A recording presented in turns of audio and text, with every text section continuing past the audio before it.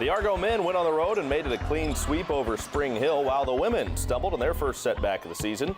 The volleyball team came up just short against a red-hot Palm Beach Atlantic squad in the regional semis. Plus, we check in with world-class swimmer Teresa Michalik. That's all this week on Argo Sports Weekly on the UWF Sports Network. Welcome back to Argo Sports Weekly. Welcoming in now men's head coach Jeff Berkhammer. Coach, a lot of exciting stuff to talk about. We mentioned earlier you guys won 4 out of your last 5. Let's go back a couple of games. West Alabama, game on the road, individual game, not an easy trip. You go there, it's kind of a long drive. You win at 72-69 and get a big, tough win that you had to grind out on the road. It was a grind-out win. I mean, it was a hard-fought game. They jumped on us early. They jumped on us early. We kind of come back. Hard-fought game. They jumped on us early. We kind of come back.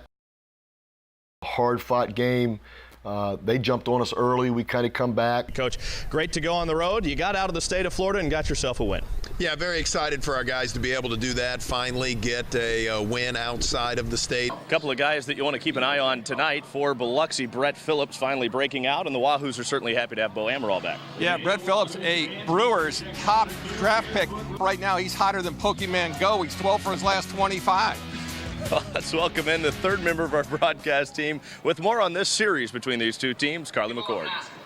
Alabama handed the college football world its playoff shakeup that everybody'd been waiting for. To do it, they had to disrupt one of the top offenses not only in the conference but also in the nation. Sebastian Elizalde really hit well to start the season, but has cooled off in July dramatically as he takes the first pitch way low and inside. Elizalde only hitting 179 in July. And his average has reflected that, dipping down to 266. He was hitting 299 at the end of June. I wouldn't even throw over if I was Hall at this point. You got a guy 5 for 8, and you got one of the better catchers in minor league baseball. Just let him run. Elizalde puts a charge into this one. Phillips going back, and he's out of room.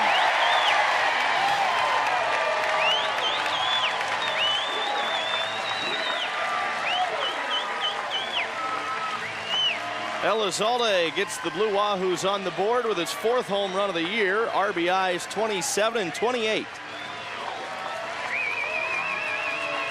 This lineup's like the California Collegiate All-Star team. There are a lot of California guys in this lineup. It's loaded with them. Stanford, UCLA, Pepperdine with Vinci, strike one. I was talking to Zach Vinci's former coach, Rick Hertensteiner. And we'll start by that black eye right there that you see. We're going to get a little chronicle of how tough this kid is. Down and away to even the count. Well, the other night he fouls one on a pitch, and it comes right back and hits him right in the eye. You can still see the cut there, just below the black eye. And he didn't want to leave the game. He was fighting Pat Kelly tooth and nail to stay in. I said, Pat, this sounds like the story I heard from his college coach. And Vinci jumps on a 1-1 pitch and sends it to left, and Cooper won't get that. It's over his head. Sparks being waved around third. He will score. Vinci with an RBI double.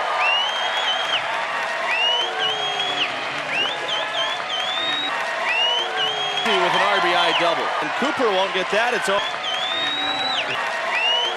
With an RBI double. And Cooper won't get that. It's over.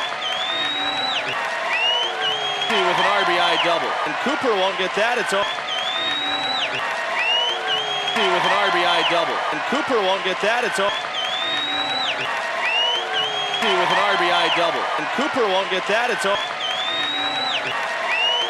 With an RBI double. And Cooper won't get that. It's over. With an RBI double. And Cooper won't get that. It's over. With an RBI double. And Cooper won't get that. It's over. With an RBI double. With an RBI double. And Cooper won't get that. It's over. With an RBI double. And Cooper won't get that. It's over. With an RBI double. And Cooper won't get that. It's over. with an RBI double. And Cooper won't get that. It's over.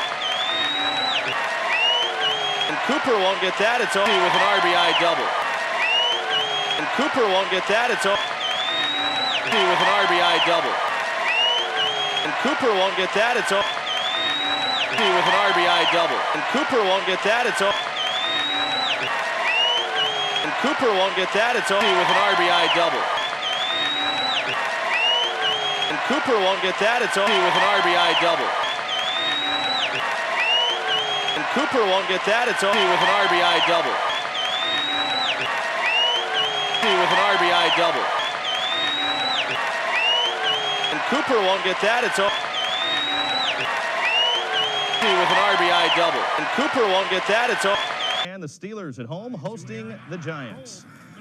Roethlisberger trying to make something happen here. Directs traffic and says, I want Antonio Brown right there. Back of the end zone, makes the leaping catch for the 22-yard touchdown.